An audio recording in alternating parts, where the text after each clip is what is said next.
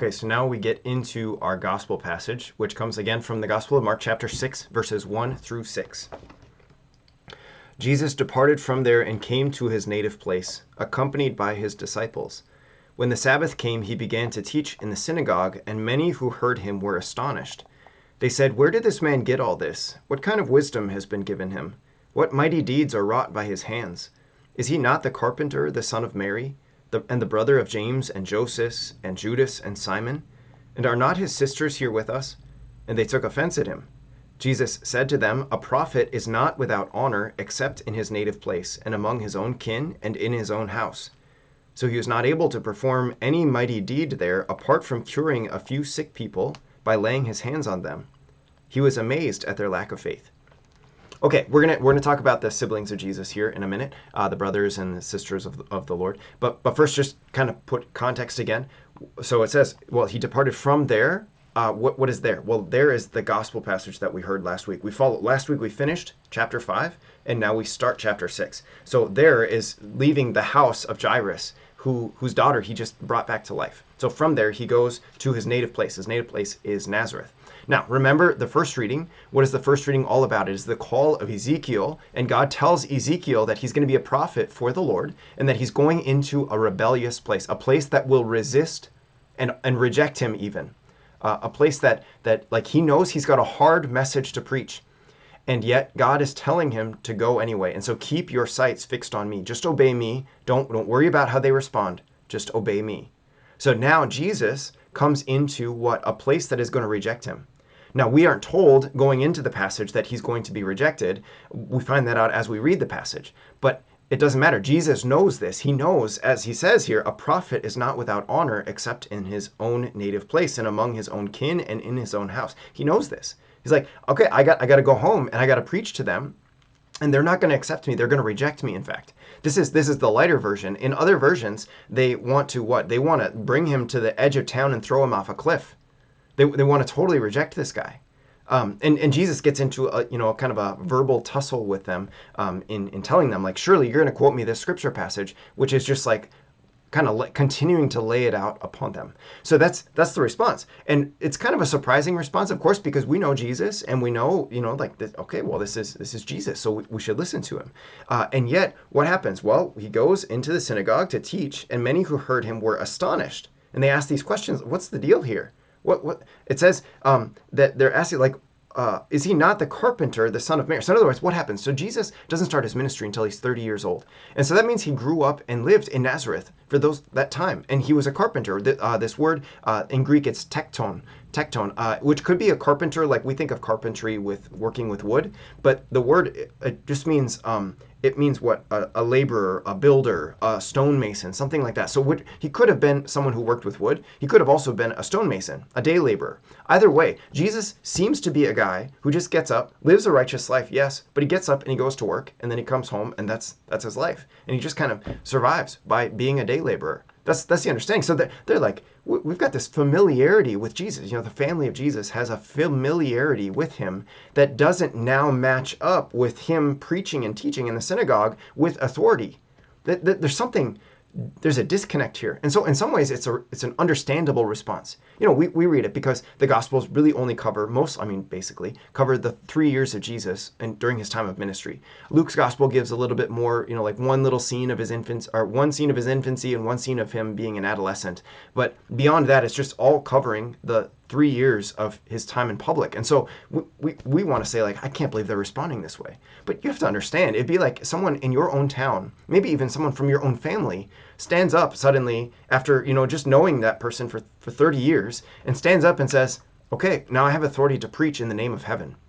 It's just like, where did you get that from? Like, who do you think you are? That's the response here. It says what? That they took offense at him. The word is scandalizo, a scandalon. In fact, Jesus, actually, this is kind of cool. When Jesus tells Peter that he is upon this rock, I will build my church. And then Peter, then he tells them that he's going to suffer and die. And Peter pulls him aside. He's like, God forbid, Lord. And Jesus says, get behind me, Satan. You are a stumbling stone to me. A scandalon. You are a scandalon. So that's what that word is. They took offense at him. They stumbled over him. They tripped over what he's doing here. They can't comprehend. Like, it causes that, like when you trip, what do you do? Well, you're walking and you trip because you don't see what's coming.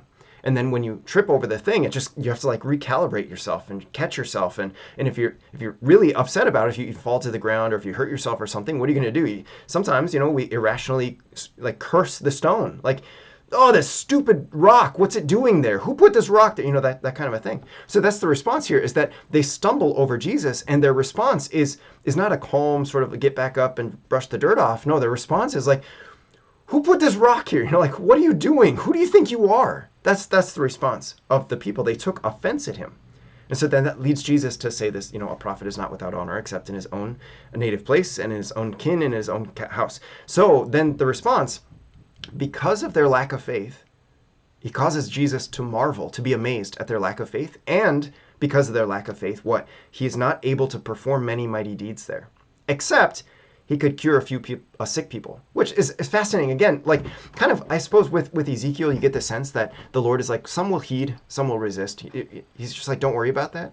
But I suppose that, he says some might heed. And so you just expect that some people might respond to the prophecy of Ezekiel. So too with Jesus, it seems like faith is one of the necessary criterion for someone to be healed. And so for some people to be healed, I suppose there must have been a minority of people who had faith in Jesus.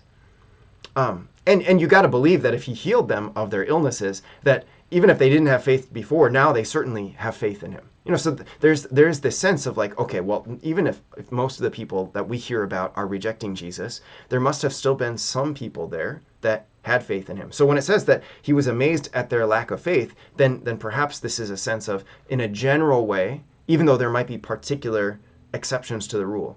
I think we can do that. Like we as a church, we tend to do this, or even though we know that there's exceptions, we look at the church leadership and we see that the church leadership is this particular way, even though we know there might be some exceptions. We tend to do this in a generalizing kind of way, where we make these sweeping generalizations. Even though we know that not everyone falls under this sweeping generalized category. So that's the thing is Jesus is like Ezekiel. He's a fulfillment, I suppose, of Ezekiel, and he even claims the title, a prophet. He claims for himself, like, I know that I'm a prophet, and I know that I'm not going to be accepted in my native place, among my own family. Why? Because they're overly familiar with me. In some ways, to no fault of their own, I suppose.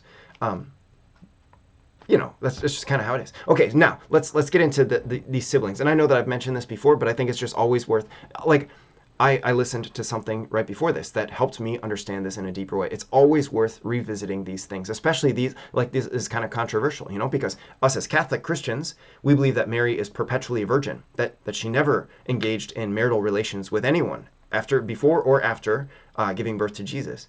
Whereas our Protestant brothers and sisters, they don't have any problems thinking that Mary and Joseph had marital relations after Mary gave birth to Jesus. And so this is actually a source of contention that we as Catholic Christians, we have to believe that Mary is a virgin. It's one of our doctrines. For them, it's not one of the doctrines. And so what do we do with situations like this where it talks about the brother of James and Joseph and Judas and Simon? What do we do there?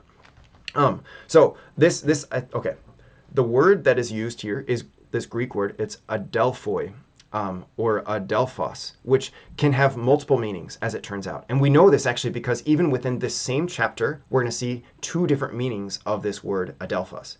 So here, he uses this word adelphos, and then he refers to James and Joseph and Judas and Simon. So it's like, okay, well, what kind of brother are we talking about? We know that there's this sense of blood brothers, blood relations, that my actual brother, he and I are adelphoi. We are brothers. We are blood brothers biologically. But then there's another sense that the word can also be referred to as a close relative or as a cousin, actually.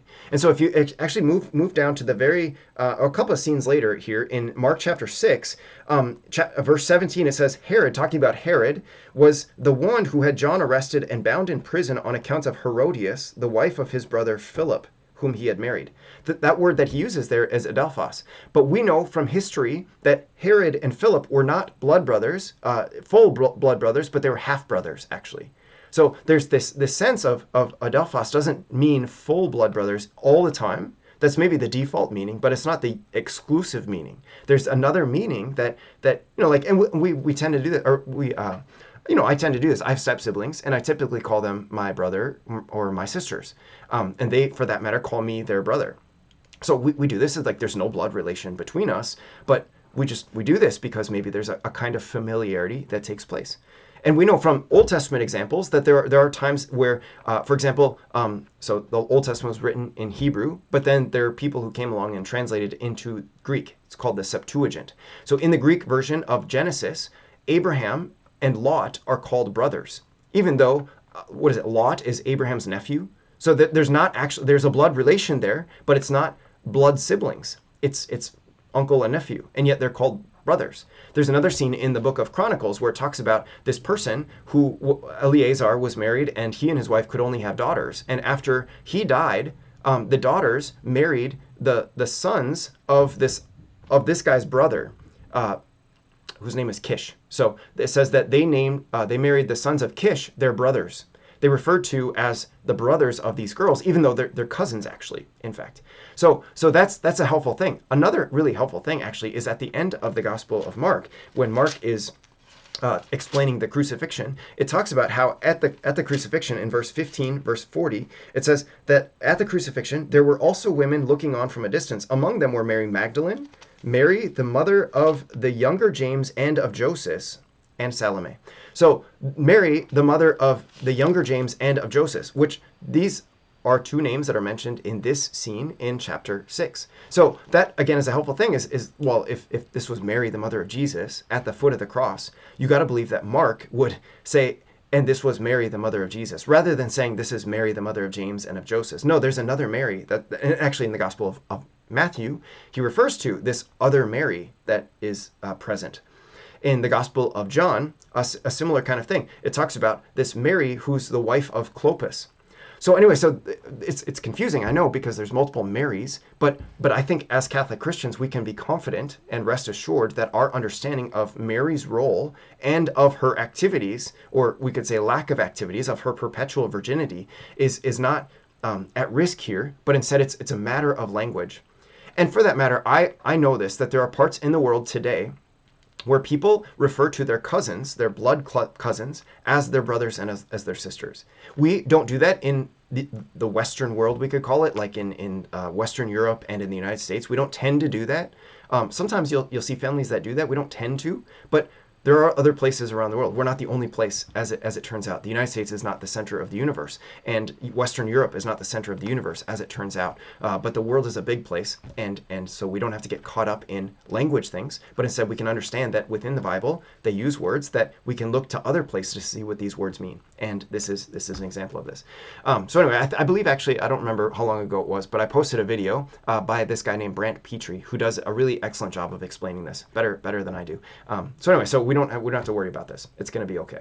Okay, there we go. So I think our gospel passage, again, the main point is not to actually have this debate about the brothers of Jesus, the brothers and sisters of Jesus, but the main point here is to make this connection between Jesus, who is a prophet, and the prophets of the Old Testament, who went into difficult situations and they were rejected. But the main point was that there was a call to fidelity to God, a call to repentance, but also, even as they were preaching this message of repentance, on the prophet, it was on him, or her, I suppose, but on him to what? To keep his eyes fixed on Jesus, or fixed on God.